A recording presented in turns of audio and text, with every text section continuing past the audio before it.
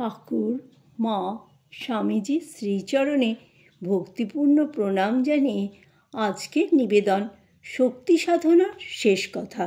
স্বামী তেজসানন্দ।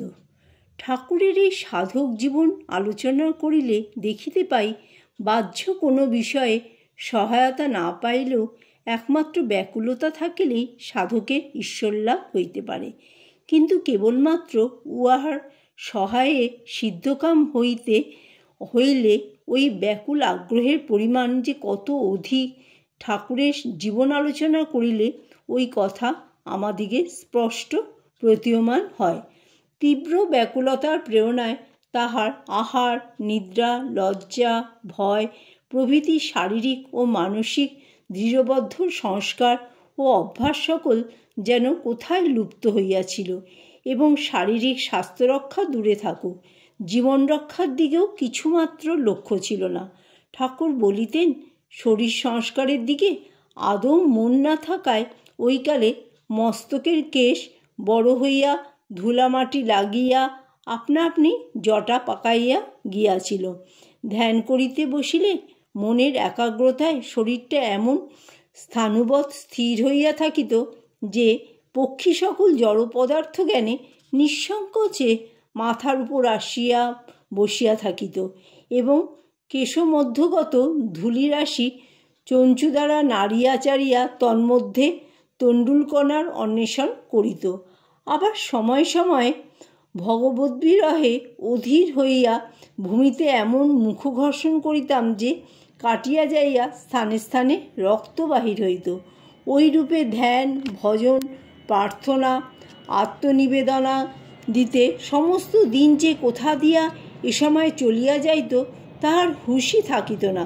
পরে সন্ধ্যা সমাগমে যখন চারিদিকে শঙ্খ ঘণ্টার ধ্বনি হইতে থাকিত, তখন মনে পড়িত দিবা অবসান হইল, আর একটা দিন বৃথা চলিয়া গেল, মার দেখা পাইলাম না।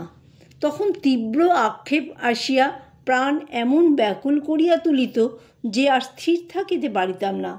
আছাড় খাইয়া মাটিতে পড়িয়া মা এখনও দেখা দিলি না বলিয়া চিৎকার ও ক্রন্দনে দিক পূর্ণ করিতাম ও যন্ত্রণায় ছটফট করিতাম।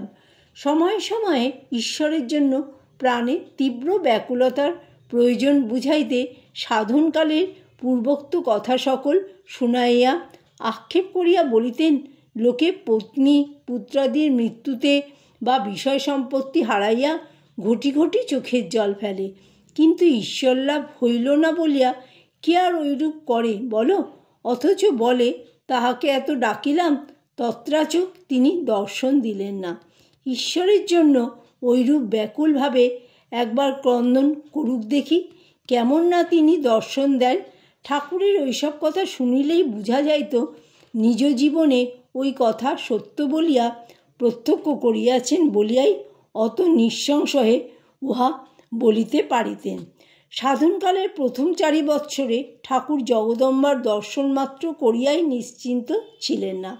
ভাবমুখে শ্রী শ্রী জগন্মাতার দর্শন লাভের পর নিজ কুলদেবতা রঘুবীরের দর্শন লাভ সম্ভবপর বুঝিয়া দাস্য ভক্তিতে সিদ্ধ হইবার জন্য তিনি এখন আপনাতে মহাবীরের ভাবারোপ করিয়া কিছুদিনের জন্য সাধনায় প্রবৃত্ত হইলেন। নিরন্তর মহাবীরের চিন্তা করিতে করিতে এই সময় তিনি ওই আদর্শে এতদূর তন্ময় হইয়া পড়িলেন যে আপনার পৃথগস্তিত্ব ও ব্যক্তিত্বের কথা কিছুকালের জন্য একেবারে বিস্মৃত হইলেন।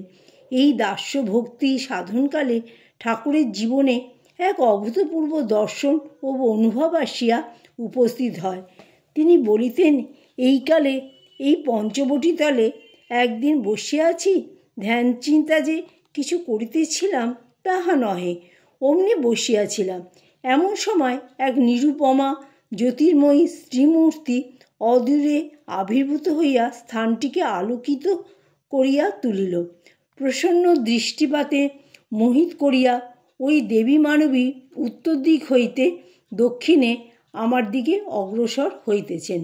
স্তম্ভিত হইয়া ভাবিতেছি, কে ইনি? এমন সময় একটা হনুমান কোথা হইতে সহসা শব্দ করিয়া আসিয়া তাহার পদপ্রান্তে লুটাইয়া পড়িল।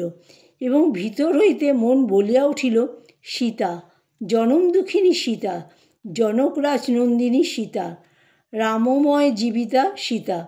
তখন মা মা বলিয়া অধীর হইয়া পদে নিপতিত হইতে যাইতেছি, এমন সময় তিনি চকিতের ন্যায় আসিয়া ইহার ভিতর নিজ শরীর দেখিয়া বলিলেন, প্রবিষ্ট হইলেন।